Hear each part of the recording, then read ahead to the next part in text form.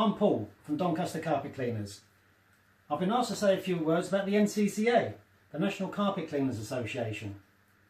Well, most of my clients know already that I'm a member and the benefits that I and they receive because of that. But for the people that don't know, I'm going to put it into a nutshell for you.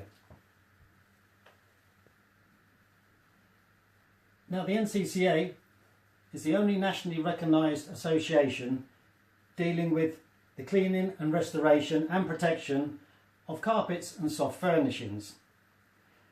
Now, the NCCA has been going since 1968, which means they've been serving everybody in the UK, both clients and members, for over 50 years. That's half a century.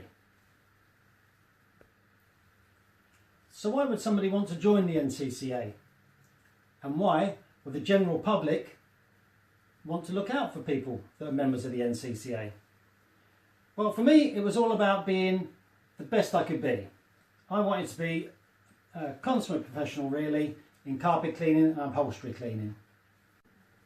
Being part of an organisation that strives to maintain the highest standards in carpet cleaning, and with the huge resources and backup that they provide, really is what any professional needs, whether you're a plumber or anything else.